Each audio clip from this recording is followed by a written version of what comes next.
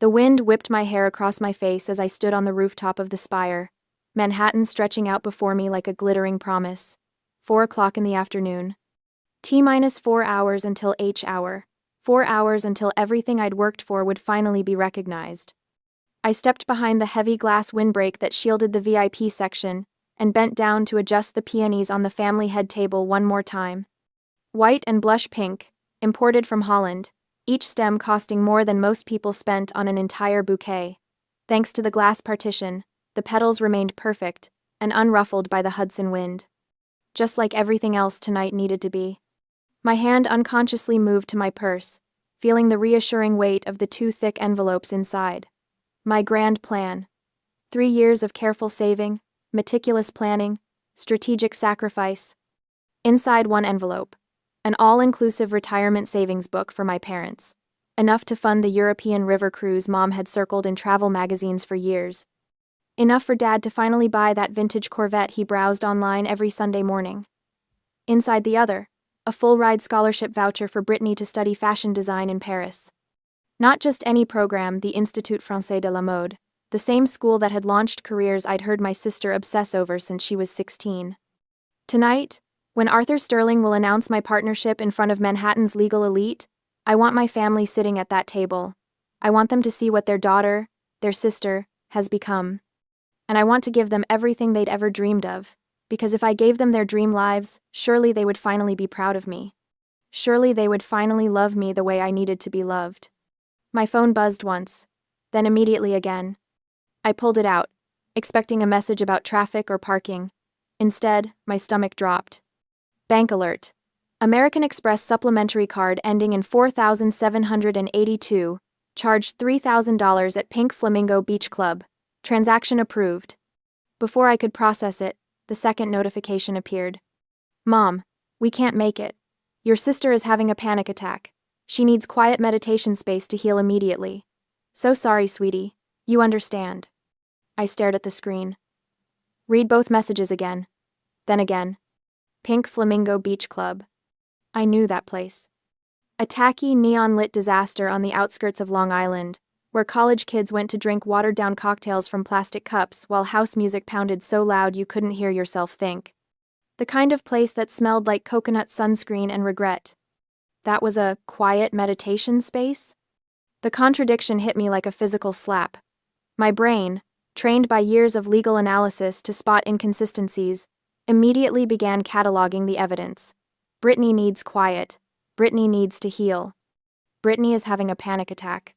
But the charge went through at 3:47 p.m., 13 minutes ago. Which meant they'd been there for a while, probably since noon. Which meant they'd known for hours they weren't coming. They'd waited until the card swiped to send the text, waited until the transaction was approved and the money was gone. So I couldn't cancel it or freeze the account. This wasn't an emergency. This was calculated. The betrayal that surged through me wasn't about the $3,000. I'd spent more than that on Brittany's rent last month alone. It was the contempt. The casual, dismissive contempt that said they'd rather spend my money partying at a dump than spend 3 hours celebrating the biggest achievement of my life. They'd used my money to run away from me. Miss Ross? I turned. The restaurant manager, a slight man named Philippe, who'd been nothing but accommodating during the planning process, stood a respectful distance away. His expression was carefully neutral, but I could see the pity in his eyes. He'd watched me arrange and rearrange this table for the past hour, fussing over every detail. Should we clear the family table? He asked gently. I looked at the empty seats. The table was positioned in the prime spot, directly adjacent to where Arthur Sterling would stand for the toasts. If the managing partner saw me sitting alone, he would draw conclusions. Successful but isolated, professionally brilliant, but personally deficient. A woman who'd sacrificed family for career, who had no foundation, no roots, no real life beyond the office. Everything I'd worked for could be undermined by an empty table. I felt tears burning behind my eyes. I blinked them back, hard. I would not cry. Not here. Not where the catering staff could see, where word might somehow filter back to the firm that Eva Ross had broken down over her family not showing up. I clenched my fists at my sides, nails digging into my palms. No, I said, my voice steadier than I felt. Keep the setup exactly as it is, the most luxurious arrangement you have. Philippe nodded slowly. But take away the reserved for family sign, I added. He paused, understanding flickering across his face. Of course, Miss Ross. Right away. As he walked away, I looked down at my phone again. The bank alert was still there, stark and undeniable. I opened the banking app with shaking fingers and pulled up the transaction details. Pink Flamingo Beach Club, $3,000. VIP Cabana Package, $1,200. High Tide Alcohol Tower X10, $1,500. Private DJ Service Fee, $300. 10 alcohol towers. A private DJ. This wasn't stress relief. This wasn't healing. This was a party. A celebration. They were celebrating not being here. My sister wasn't having a panic attack. She was having the time of her life on my American Express card, probably surrounded by her unemployed influencer friends. Probably posting it all on Instagram right now with some caption about Freedom Friday or choosing joy. I felt something shift inside me. Something cold and hard settling into place where the hurt had been. I slipped my phone back into my purse, next to those 2 envelopes that suddenly felt incredibly heavy. The view of the Empire State Building stretched before me, golden in the late afternoon light. In 4 hours, this rooftop would be filled with the most powerful people in New York's legal community. And I would be standing here alone, or I would be standing here with people who actually chose to be here. I pulled out my phone again and scrolled to a different contact. Nana, I said when she answered. I need you. They did what? Nana Beatrice's voice came through the phone like a whip crack, sharp enough that I had to pull the device slightly away from my ear. Even at 75, my grandmother's voice carried the authority of someone who'd spent 40 years as a high school principal, commanding rooms full of teenagers and terrifying incompetent teachers into early retirement. They're at the Pink Flamingo? I repeated, staring at the transaction details on my screen. Mom texted that Brittany is having a panic attack and needs quiet meditation space. Meditation space. Nana's laugh was harsh. Your mother has always had the taste of a gaudy parrot, but this is a new low even for her. The Pink Flamingo? That place is where 20-year-olds go to throw up on each other. Despite everything, I felt a small smile tug at my lips. You know it? Eva. I taught high school in this city for 4 decades. I know every trash establishment where my students attempted to use fake IDs. She paused. Are you crying? No. Good. Don't you dare cry over people who choose cheap liquor over their daughter's success. I'm getting dressed right now. I'll be there in an hour. I'm wearing the street John suit. The gray one that makes me look like I could buy and sell half of Manhattan. You don't have to. Evangeline Ross. The use of my full name stopped me cold. You listen to me. You need someone of the same class standing next to you tonight. Someone who understands that success is celebrated, not abandoned. Your mother may have given birth to you, but I'm the one who taught you that excellence matters. I'll be there. She hung up before I could respond. I stood there for a moment, phone in hand, feeling something shift in my chest. The hurt was still there, sharp and bitter, but underneath it was something else. Something that felt almost like relief. I wasn't alone in seeing this for what it was. I opened Instagram, telling myself I was being paranoid, that I was catastrophizing. But I knew my sister. I knew her patterns, her need for attention, her compulsive documentation of every moment of her life. It took me less than 30 seconds to find her story. There she was, my 26-year-old sister, holding a neon blue cocktail in each hand, the kind that glowed under black lights. Behind her I could see the Pink Flamingo in all its tacky glory, plastic flamingos, tiki torches, and people in swimsuits that should have stayed in the dressing room. The music was so loud I could hear it through my phone speaker, a bass-heavy track that made my teeth hurt. Brittany was screaming at the camera. Escaped the stiff lawyer sister. Best Friday night ever. Thanks for the credit card, sis. She blew a kiss at the camera, then turned to show her friends. I counted at least 8 people in the frame, all of them holding identical neon cocktails, all of them laughing. The video was posted 23 minutes ago. It had 847 views already. I watched it twice, then a third time. Each viewing, the hurt receded a little more, replaced by something colder. Contempt. Pure crystalline contempt. I looked at the wine glass in my hand, a 2015 Chateauneuf du Pape that cost more than everything Brittany was wearing. then back at the screen showing my sister chugging something that was probably 90% food. Coloring. We didn't belong to the same world anymore. Maybe we never had. Class versus trash. I forwarded the story to Samantha Miller, my executive assistant. Then I called her. Sam, where are you right now? In the lobby with Jenkins and the other junior associates. We're early. Figured we'd grab drinks at the bar before heading up. Why? What's wrong? You sound... Come up to the VIP level. Now. All of you. The VIP level? That's for partners and... Samantha. Bring everyone. That's an order. She hesitated only a second. On our way. I ended the call and walked over to the family head table. Philippe appeared almost immediately, his radar for crisis finely tuned. Change of plans? I said. This table is no longer reserved for family. I need place settings for 8. My associates will be sitting here. His eyes widened slightly. The head table? The head table, I confirmed. And Mark? Make sure the settings are even more impressive than what's here now. I want this to look intentional, not like a backup plan. A slow smile crossed his face. Understood, Miss Ross. We'll make it magnificent. As he hurried away, I opened my phone again and pulled up my banking app. 3 years of financial records. Every wire transfer to my parents. Every supplementary card charge. Every rent payment for Brittany's apartment, the 1-bedroom in Williamsburg that she filled with thrifted furniture and ring lights for her lifestyle coaching business, that had exactly 43 paying clients, most of whom were our mother's friends, who'd signed up out of pity. $4,200 per month for rent. That alone was over $150,000 in 3 years. Then add the $500 minimum for the supplementary card, usually more. Regular, emergencies that required quick transfers, car repairs, medical bills, investment opportunities that somehow never materialized into actual income. I opened my calculator app and started adding. 12 minutes later, I had my total. $250,000. $250,000 over 3 years. Not counting gifts, not counting the times I'd paid for family dinners or bought plane tickets so they could visit when they said they missed me.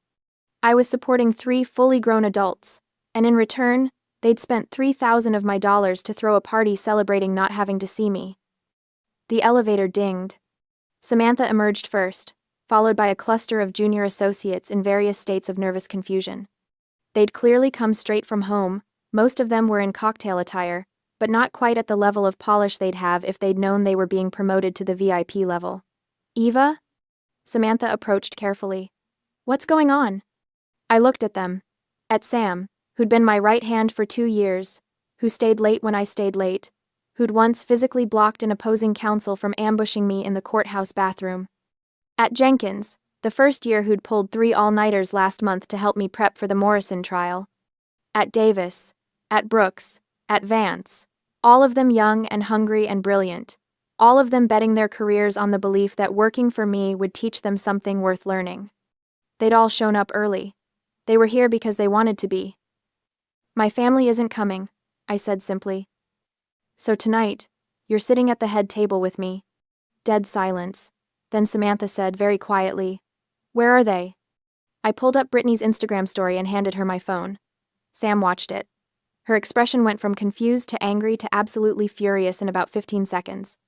She handed the phone back without a word, but I could see her jaw clenching. Well, Jenkins said after a long moment. Their loss is our gain. We get the good champagne. It was such a perfectly Jenkins thing to say, inappropriate and honest and somehow exactly right, that I felt myself laugh. A real laugh, the first one since those text messages arrived. Yes, I said. Yes, you do. By 8:30, the spire was transformed. The sun had set, and Manhattan glittered below us like a jewel box someone had shaken and scattered across the darkness. String lights crisscrossed the space overhead, and the bar was doing brisk business, serving cocktails with names like The Closing Argument and The Settlement. Jazz played softly enough to allow conversation, and the air smelled like expensive cologne and ambition. I stood near the head table, now perfectly set for 8, watching the elevator doors. Samantha and the others had dispersed to mingle, following my instruction to work the room and make connections. They'd transformed from nervous juniors to confident professionals in the span of an hour, and I felt a small surge of pride watching them. Nana Beatrice had arrived 45 minutes ago in her promised street. John suit gray wool with pearl buttons that probably cost more than most people's monthly rent. She'd taken one look at the revised seating arrangement, nodded approvingly, and then proceeded to charm every partner's wife in attendance. My grandmother had a gift for making people feel simultaneously honored and slightly intimidated by her attention. But my stomach was still in knots. Because Arthur Sterling hadn't arrived yet. Arthur Sterling, the managing partner. The man who'd personally called me into his office 6 weeks ago to tell me I was being considered for the youngest partnership in the firm's history. The man who'd shaken my hand and said, "Eva, you remind me of myself at your age. Brilliant, dedicated, and you understand that success means nothing if you don't have people to share it with." He was old school. 70 years old, married to his college sweetheart for 48 years, 5 children, who were all successful in their own right. He gave speeches at Fordham Law about balanced excellence, and how the best attorneys were the ones who could close a merger and still make it home for dinner with their families. My HR file, the one I'd filled out when I first joined the firm, had a section about personal values and motivations. I'd written that family was my biggest drive. That everything I did was to build a foundation for the people I loved. What would he think if he saw me sitting at a head table with no family present? "Eva." I turned. Arthur Sterling stood behind me, and despite myself, I felt my stomach drop. He was shorter than he seemed in the office, but he projected authority like a physical force. Silver hair, immaculately styled, navy suit that was somehow both conservative and incredibly expensive, and eyes that had perfected the art of the penetrating stare after 50 years of cross-examining hostile witnesses. "Mr. Sterling." I extended my hand, which he shook with exactly the right amount of pressure. "Thank you so much for coming. Wouldn't miss it for the world." He glanced past me at the head table, his expression expectant, though I was hoping to finally meet the famous Ross family. "In your interviews, you spoke so warmly about your parents. Your file mentioned family as your primary motivation. Where are they?" The question hung in the air like a blade. Every possible response flashed through my mind in rapid succession. The truth would be humiliating. A lie would be transparent. Arthur Sterling hadn't built a 50-year legal career by being easy to fool. Deflection would make me look evasive. I opened my mouth, not sure what would come out. "Good evening, Mr. Sterling." Nana Beatrice materialized beside me like a force of nature, her voice carrying the steel and silk tone she'd perfected over decades of dealing with difficult parents at PTA meetings. Sterling turned to her, surprised. "I'm Beatrice Ross," she continued, extending her hand with the regal bearing of someone who'd never questioned whether she belonged anywhere. "Eva's grandmother, former principal of Street, Catherine's preparatory, and the person who taught this young woman everything she knows about discipline, excellence, and integrity." Sterling took her hand, his expression shifting to something like respect. "A pleasure, Miss Ross." "Her parents," Nana said, her tone implying that she was sharing information that was unfortunate but ultimately irrelevant, "are dealing with a family emergency that required their immediate attention. However, Mr. Sterling, I want to clarify something important." She stepped slightly forward, and I realized with a start that she was physically positioning herself between Sterling and me, protective. "Eva's parents may have given her life," Nana said, her voice quiet but absolutely unshakable. "But I am the one who forged her mindset. I taught her that excellence is not negotiable. That commitment means showing up even when it's inconvenient. That success is built on consistency, not convenience. If you're looking for the source of Eva's professional excellence, Mr. Sterling, you're looking right at it." The silence that followed was absolute. Then Sterling did something I didn't expect. He laughed. Not a polite chuckle, but a genuine, delighted laugh that made several people nearby turn and look. "Miss Beatrice," he said, his eyes actually twinkling, "that is the finest answer I've heard in years, and you're absolutely right. The fruit doesn't fall far from the tree, and clearly Eva learned from the very best." He turned back to me. "Your grandmother is a force of nature. You're lucky to have her." "I know," I managed. Sterling clapped me on the shoulder, a gesture that was somehow both paternal and professional, and moved off to greet other guests. The moment he was out of earshot, my knees nearly buckled. "Easy," Nana said, gripping my elbow. Deep breath. You're fine. That was a perfectly executed defensive maneuver, and he bought every word of it. Because it was true, I said. She looked at me, and something soft flickered in her expression. Yes, it was. My phone buzzed in my clutch. I probably shouldn't have checked it, but my hand moved automatically. Instagram notification. Brittany had gone live. Against my better judgment, I clicked. The video quality was shaky, clearly shot on someone's phone in low light, but I could see everything. My sister, absolutely drunk, holding that neon blue cocktail, surrounded by her friends. The music was deafening. She was screaming at the camera, her words slightly slurred. Best Friday night ever. No boring lawyer talk, no stiff people, just vibes. She spun in a circle, nearly falling. Someone caught her, laughing. Thanks for the credit card, sis. You're the best ATM ever. The comments were already rolling in. OMG, who's your sister, lol? Wait, did she pay for this whole thing? ATM. I'm dead. I watched my sister toast the camera, watched her friends cheer, watched the neon lights and plastic flamingos and everything that was the complete opposite of where I stood right now. And instead of the hurt I'd felt this afternoon, I felt nothing but cold, clear contempt. Eva? Samantha appeared at my elbow. It's time for your speech. I pocketed my phone and straightened my shoulders. Let's do this. The crowd quieted as I stepped to the small podium Philippe had set up. In front of me, I could see the entire gathering partners, associates, clients, my team at the head table watching me with expressions of support and pride.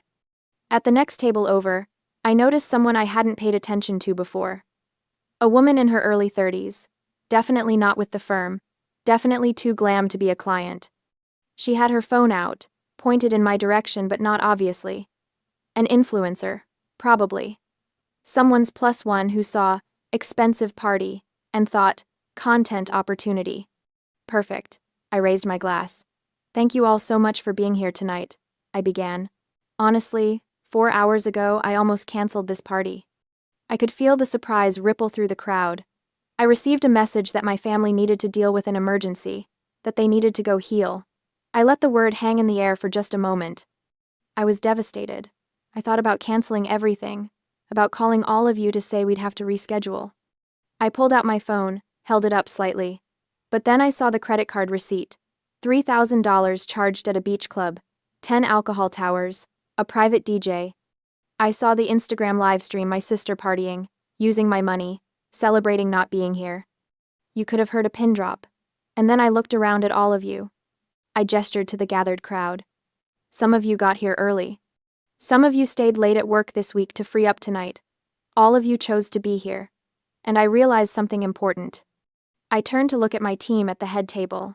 This VIP position isn't for those of the same bloodline. It's for those of the same vision. The silence held for one more beat. Then Samantha started clapping. Jenkins joined in. Then Davis. Then Vance. Then suddenly the entire rooftop was applauding, and several people were actually cheering. I sat down, my heart pounding, and caught Nana Beatrice looking at me with something that might have been approval or might have been pride. At the next table, the influencer was still recording. Good. I woke up Saturday morning to 17 missed calls and 43 text messages. For a moment, lying in my bed in my too-quiet penthouse, I thought something terrible had happened. Then I picked up my phone and saw that every single notification was from my family. I didn't read them yet. Instead, I got out of bed, made coffee, and went through my morning routine with deliberate calm. Shower, skincare, the gray Armani suit that made me look like I could buy and sell you before breakfast. Only when I was completely ready for the day did I sit down at my kitchen island and open my phone. The first thing I saw was that I'd been tagged in a video. 417,000 views. My stomach dropped. The creator was at Lux, Lifestyle, Laura, the influencer from the next table. She'd edited together footage from my speech at the Spire, my words about bloodline versus vision, the elegant setting, the team at the head table with Brittany's Instagram livestream from the Pink Flamingo. The contrast was devastating. Me in black silk, speaking calmly about betrayal, surrounded by sophistication and city lights. Brittany drunk and screaming, surrounded by plastic and neon. The caption read, "Class versus trash. Family abandons lawyer sister's career celebration to party on her credit card. This isn't healing, this is an insult to good taste. Class not trash. Toxic family. She deserved better. The comments had exceeded 8,000. Is this family insane? Who rejects a $15,000 party to go to a dump? That sister is trashy. Like, objectively. Everything about that beach club screams no taste. The lawyer seems so calm and classy, and her family is absolutely feral. I can't. Thanks for the credit card, sis. I would never speak to her again. Imagine raising a daughter who becomes a lawyer and then ditching her for that. The grandmother in the gray suit is more of a family than those people ever were. I watched the video 3 times. It was beautifully edited, I had to admit. Laura had timed the cuts perfectly, had captured the exact moment my expression shifted from hurt to contempt in my speech. She'd even added a split-screen section showing the spire's elegance next to the pink flamingo's tackiness. The comments were still rolling in, hundreds per minute. Then my phone started ringing. Mom. I let it go to voicemail. It rang again immediately. I declined. A text appeared. Mom. Eva, call me right now. Another call. This time, Dad. I declined it too. Dad, this is serious. Your mother is very upset. We need to talk. Mom, how could you embarrass us like this? All our friends are texting. Do you know how this makes us look? I stared at that message for a long moment. Not, we're sorry. Not, we made a mistake. But, how could you embarrass us? Brittany. Eva, this is so fucked up. Why are you airing family business online? You know I have anxiety. Everyone is being so mean to me in the comments. Take this down right now. I took a screenshot of all 3 message threads. Then I opened a text to Samantha. Me. Good morning. Can you come in an hour early today? I need you to help me compile some documents. Samantha. Already here. Saw the video. Also compiled the documents you're about to ask for. Blue folder on your desk. God, I loved her. My phone rang again. Mom. This time, I answered. Eva, thank God. I didn't post that video, I said calmly. What? The video everyone is commenting on. I didn't post it. I didn't send it to anyone. An influencer at the party recorded it and posted it herself. Silence on the other end. Then, well, you need to make her take it down. Why would I do that? Because it's making us look terrible. Your father's golf buddies are texting him. Brittany is getting hate messages. My book club is asking me why we missed your party. Eva, this is humiliating. I took a sip of my coffee. It was the good stuff. The beans that cost $40 a pound from that place in Brooklyn. Smooth, rich, perfect. Mom, I said, you texted me that Brittany was having a panic attack, that she needed quiet meditation space. She did. She was very anxious. You charged $3,000 at a beach club known for being the loudest, most obnoxious venue. You paid for 10 alcohol towers and a private DJ. Brittany livestreamed herself screaming about escaping her stiff lawyer sister and thanking me for the credit card. Eva, you're being dramatic. Those are facts. Bank records don't lie. Video evidence doesn't lie. You chose to spend my money partying instead of attending the biggest night of my professional life. And now you're upset because people on the internet are pointing out that this was a classless thing to do. How dare you call us classless? Mom's voice had gone shrill. After everything we've done for you? We raised you. We supported you. You supported me, I repeated slowly. When was the last time you paid for anything? That's not where your parents, Eva. You're supposed to help family. I have helped, for 3 years. And last Friday, you used that help to fund a party celebrating not having to see me. I paused. I think we need to have a family meeting to resolve this. A what? Come to my apartment next Saturday, 7 p.m. You, Dad, and Brittany. I have something I want to give you. A late gift I couldn't present at the party. The word gift changed everything. I could hear it in the pause, in the way Mom's tone shifted from angry to cautiously interested.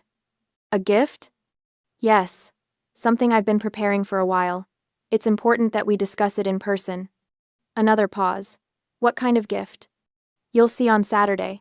Can you make it? Or do you have another emergency planned? The barb landed.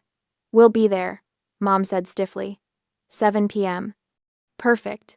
See you then. I hung up before she could respond. Then I opened my text thread with Samantha again. Me.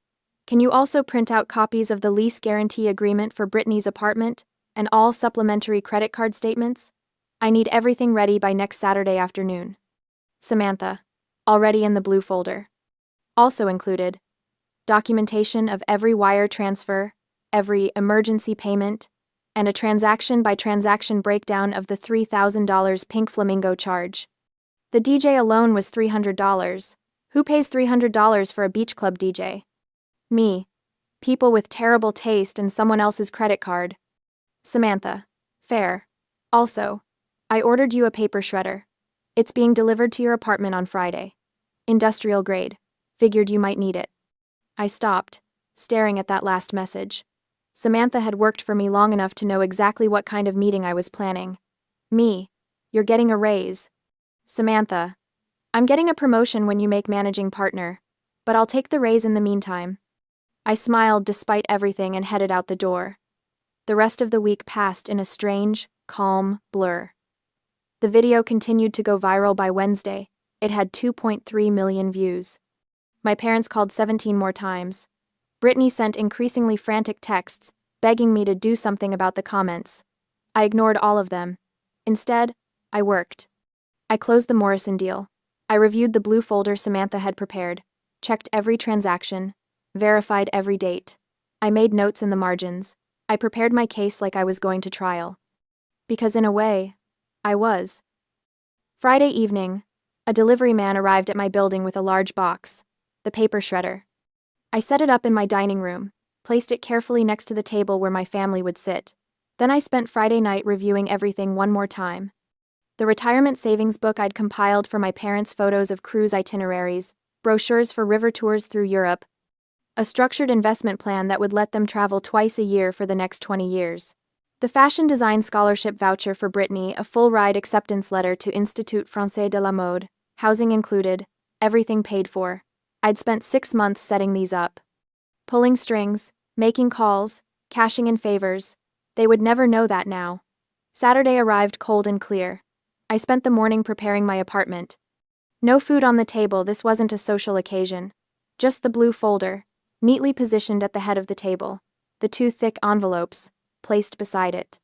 And the paper shredder, its power cord plugged in, ready. I called Nana Beatrice. I need you here, I said. As a witness. I wouldn't miss it for the world, she replied. What time should I arrive? 6:30, before they get here. I'll bring the good wine. You're going to need it afterward. She arrived exactly on time, took one look at my setup, and nodded approvingly. You've learned well. I had a good teacher. We sat in the living room in silence, waiting. Nana was reading a book, something dense about post-war economic policy. I was pretending to read emails on my phone, but mostly just watching the clock.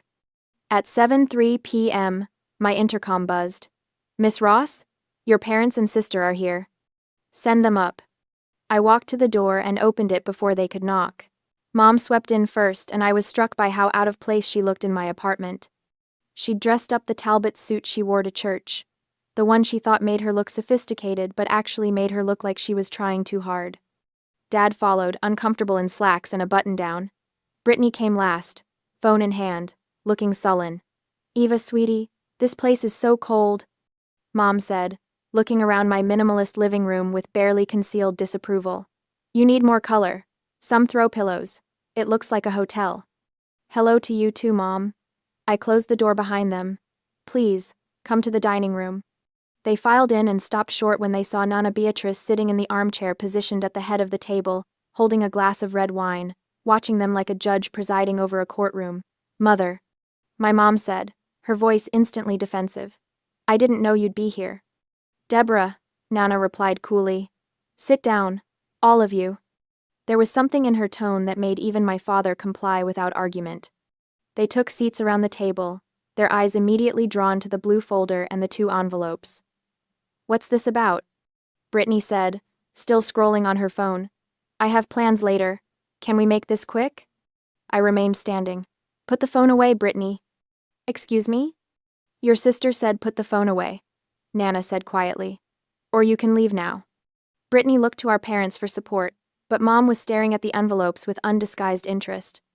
Brittany huffed and put her phone face down on the table. "Thank you," I said. "Now.